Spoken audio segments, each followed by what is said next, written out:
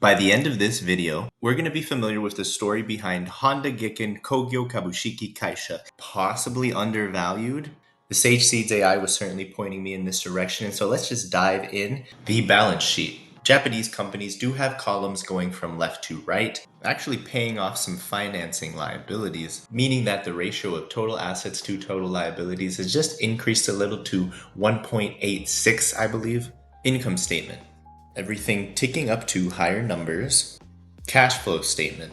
They do seem to have a little bit of a fight going on with interest costs. In conclusion, for the opening move, we saw them paying down some financial liabilities, yet the interest costs still are one of the largest line items on their cash flow statement. We're going to look into that, as well as this row right here in working capital, equipment on operating leases. I'm curious how much of these interest costs are coming from their operating leases. It could be not at all, or it could be the whole explanation. Scrolling to the notes right away, we see a definition of equipment on operating leases. This has to do with customers sometimes like to lease cars instead of actually buy them from Honda.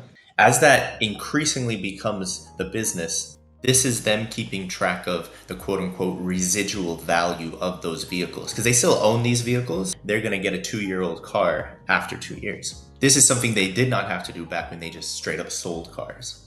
Their best solution right now, according to this, is to try to sell it to some dealer that's paying attention, or as a last resort to just straight up do an online or physical auction. Also in the notes, we're seeing an explanation of their interest costs, a section called rendering of financial services. This is essentially them creating leases, making this a possibility for their customers, confirming here that they do amortize the origination cost of these leases over the lifetime of the lease, and they call that an interest cost. And so yes, those interest costs are not necessarily, oh, we need to pay back a loan. It's not that type of interest cost. This is them keeping track of their leasing business. If you lease from the company, that gives them an interest cost. So already right away, we're discovering that the shift in Honda's business is leases, particularly in North America, becoming very, very much a crucial part of their business model.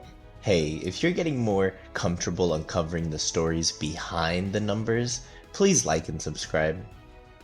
Here we have a table actually breaking down different divisions. And what we'll notice is that while everything used to be automobiles, ATVs, and motorcycles, anything that is in any of those categories but is a lease is still thought of as its own little segment of Honda's business called financial services. We're looking at less than 10% of all their sales are leases.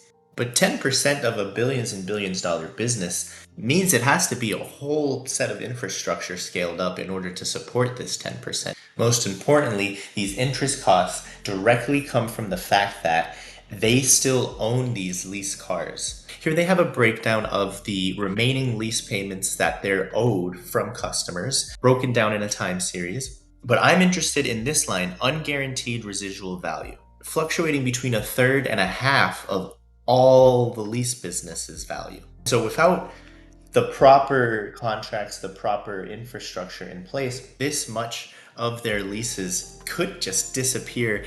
And they really can't complain about it based on the contracts that customers are signing with them. It seems like leases from Honda really benefit the customers a lot more than they benefit Honda itself. They do specifically break down the geographical revenue for the financial services for these leases, again confirming how much of it is from North America. Almost all of it is North American. What we are finding is a Japanese company being pushed basically into adopting North American business practices that, if I'm being honest, they probably would never pay any attention to if it weren't for the fact that they have sales in North America. Almost negligible amount of their lease business make sales anywhere other than North America. Leasing is not part of the Japanese market, at least not yet. Maybe never though. So they refuse to integrate segments such as motorcycles and automobile to the financial services segment, is what they call it. Despite that, the number of leases they have out there is increasing and increasing and increasing. And while we need to be careful, they could be choosing a hyper conservative very pessimistic accounting style. In other words, we might have discovered that Honda simply doesn't like what its business is becoming in North America. So investors valuing this company through the surface level accounting decisions of the company might end up undervaluing what is a solid lease business being kind of treated like an ugly duckling by its parents. The rest of the business, which is still the bulk of the business, is Honda, is a solid historied company that is probably going to continue to sell motorcycles and automobiles for years and years to come. But 10, 15 by some metrics percent of the underlying business, a substantial chunk, might be being completely ignored because of this disdain. Disdain from the Japanese owners of what is now becoming a very westernized business model. We're now going to call in the Sage Seeds AI to get its take.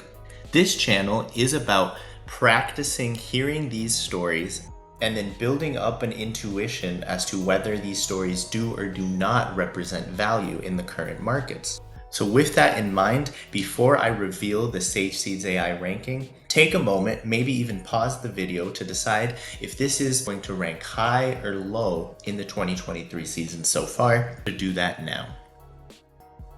Honda Motor Company is ranked 5 out of 62 in value for the 2023 season, putting it comfortably in the top 10% of companies right now.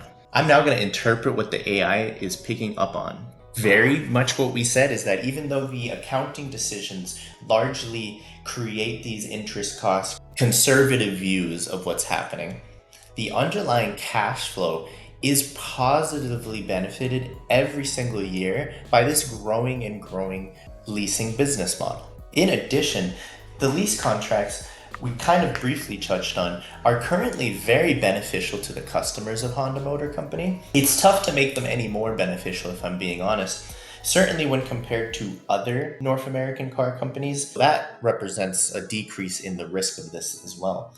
If Honda ever decides to start actually liking its leasing business, maybe big benefits will come. But even if it doesn't, Safety's AI confirming that the market is very understandably believing Honda Motor, the leasing is not a big deal, that it's not going to be a focus. Even though the financial reports in an indirect way do reveal that this is not a temporary change, it's permanent, it's profitable, and it's even accelerating if anything. Thank you for watching until the end. Let me know your reaction below, and then share your wisdom, share this video.